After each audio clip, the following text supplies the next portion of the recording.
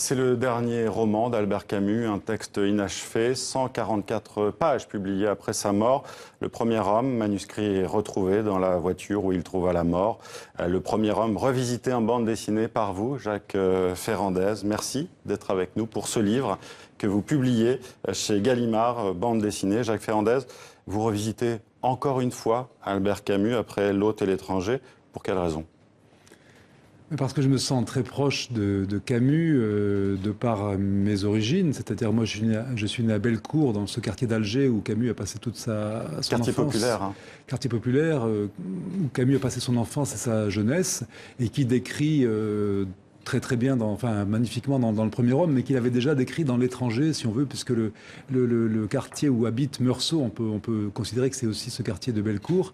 Et il se trouve que ma famille habitait Bellecour. Mon père était né à Bellecour quelques années après Camus, et mon père a eu à peu près le même parcours que Camus, c'est-à-dire enfance dans ce quartier très populaire, avec des gens qui n'avaient pas fait d'études avant lui, et le premier de sa lignée à entreprendre des études, peut-être repéré par un instituteur comme Camus.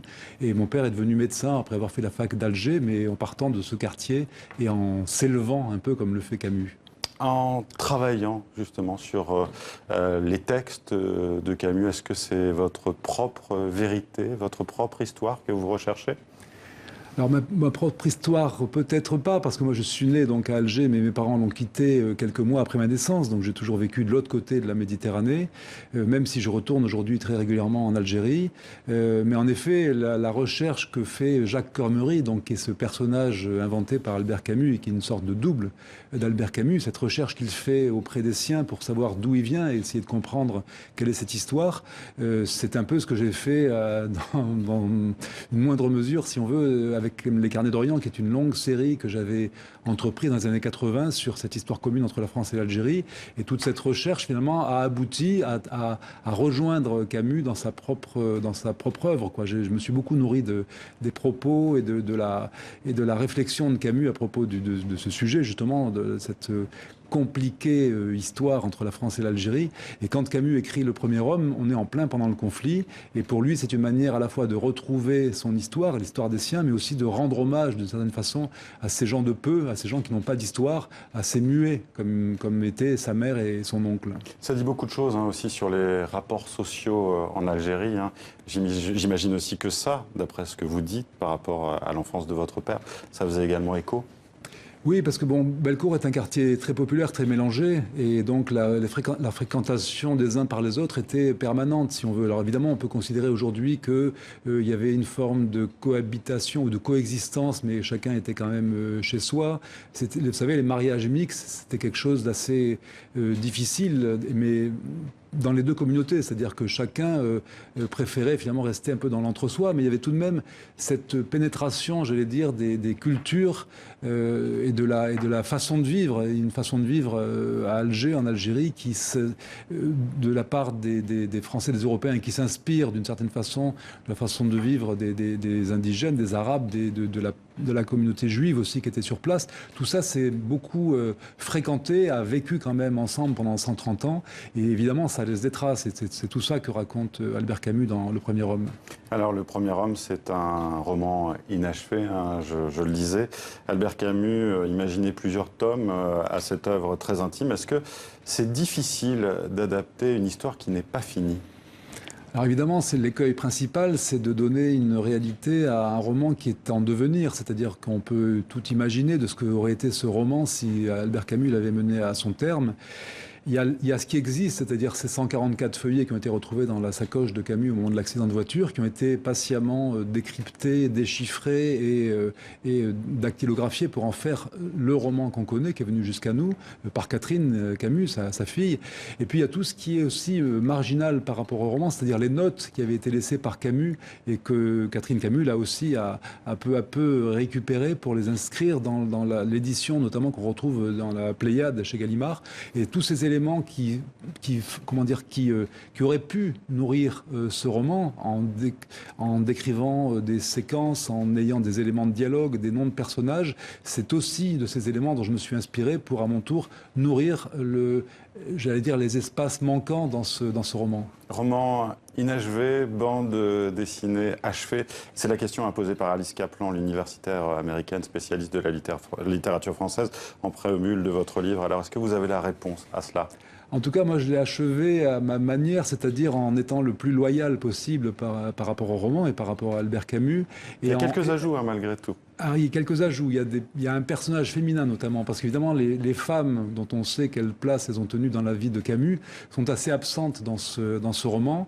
Et il y a pourtant dans les notes un prénom comme ça qui surgit parfois, Jessica. Et j'ai utilisé ce prénom pour le donner à un personnage de jeune fille qui rencontre Albert Camus. Au Café de Flore, ouais. Oui, avant ça, dans une présentation, parce qu'on apprend dans l'histoire, ce qui n'était pas évident dans le roman, ce qui n'était pas dit tout à fait dans le roman, on apprend que le narrateur finalement est écrivain et qu'il a l'intention d'écrire ce roman sur ses racines en recherchant d'abord le père, ce qu'a été son père qui est, comme pour Albert Camus, mort dès les premiers mois de la guerre de 14-18 alors que l'enfant n'a pas encore un an. C'est-à-dire que Albert Camus comme Jacques Cormery n'ont jamais connu leur père. C'est une histoire qui est justement d'un homme qui est en quête de son père aussi. Hein. Tout à fait, parce qu'il y a son père qui est absent évidemment puisqu'il est orphelin de guerre et il y a sa mère qui d'une certaine façon est aussi absente parce qu'elle n'a pas les mots pour lui dire ce qu'a été son père, ce qu'a été l'histoire des siens.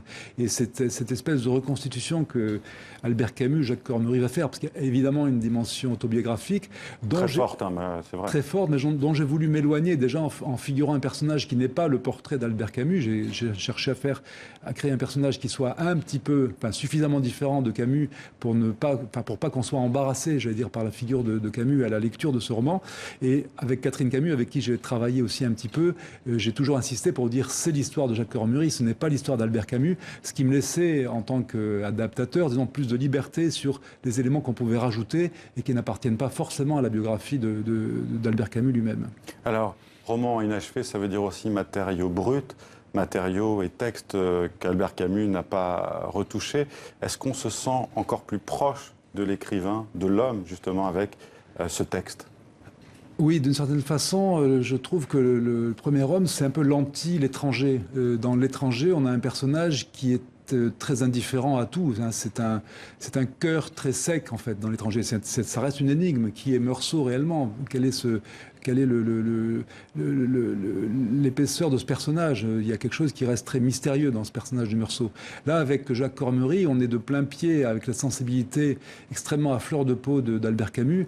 Et tout ce qui constitue dans l'étranger ce qu'on appelait l'écriture blanche, là, se développe avec des torrents de phrases sans ponctuation, avec des phrases qui font parfois 1-2 pages sans point. C'est-à-dire qu'on est dans une espèce de jet comme ça, de ce qui sort de façon la plus authentique et la plus intime de la part de cet auteur. Donc là, on peut considérer qu'on a le Camus le plus proche de ce qu'était l'être d'Albert Camus lui-même.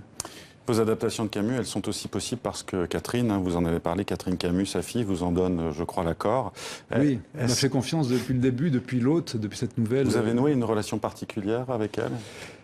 Je crois pouvoir dire que j'entretiens avec elle depuis maintenant presque 10 ans une relation amicale, c'est-à-dire qu'elle m'a énormément fait confiance, elle m'a soutenu, elle a toujours accompagné mon travail, parfois en me recadrant un petit peu, parce qu'en plus c'est très précieux d'avoir Catherine, j'allais dire comme conseillère, parce qu'elle peut à un moment donné me dire à quel moment, là je suis peut-être dans le contresens par rapport justement à ce qu'était son père, parce qu'évidemment il y a toujours la tentation de dire le premier homme, c'est l'autobiographie écrite par Albert Camus pour raconter vraiment ce qu'il a vécu. Alors évidemment, il y a beaucoup de choses qui sont extrêmement Cormery, proches. c'est un nom aussi de sa famille. Hein. Alors oui, c'est le nom de jeune fille de sa grand-mère paternelle. Donc évidemment, il y a énormément de choses. Et d'ailleurs, même dans le roman, les personnages changent de nom parce qu'il écrit Ernest pour son oncle, il s'appelait Étienne, et puis on revient à Étienne, et puis on repart sur Ernest. De même pour Monsieur Germain, Monsieur Bernard, son instituteur.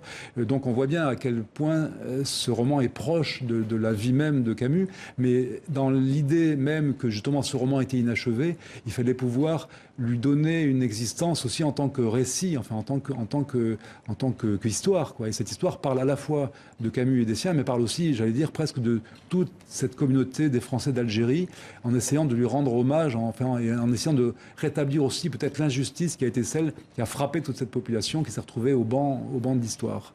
Comment se passe la mise en image, les dessins ? Comment faites-vous ? Est-ce que vous intellectualisez beaucoup ? l'histoire ou est-ce que vous faites confiance aux sensibles? Ah non, je fais totalement confiance en mon instinct, parce que j'ai l'expérience des précédents livres que j'ai réalisés sur l'Algérie. Et l'Algérie, c'est un sujet très sensible. Et j'espère, avec l'approche que j'ai, qui a toujours été assez plutôt distante et plutôt respectueuse des différents camps en présence, en essayant de rentrer toujours dans les raisons des uns et des autres, de me mettre aussi au service d'un récit comme celui de Camus et de me laisser porter justement par tout ce qui est toute l'âme de ce texte et de cet auteur. Et du coup, il y a une espèce de proximité incroyable que j'ai vécu vraiment avec Camus pendant toute l'année où j'ai travaillé sur ce livre. Et cette histoire, vous la racontez aussi dans votre autobiographie, cette proximité avec Camus, Entre mes deux rives. Pourquoi avoir voulu raconter cette histoire, justement, En fait, il s'agissait pour moi, à ce moment-là, de faire un point, d'une certaine façon, sur mon rapport à Camus, parce que ça fait le troisième livre que j'adapte, et puis mon rapport plus généralement à l'Algérie et à la Méditerranée, que j'ai eu l'occasion d'arpenter aussi dans différents lieux, notamment en Méditerranée orientale.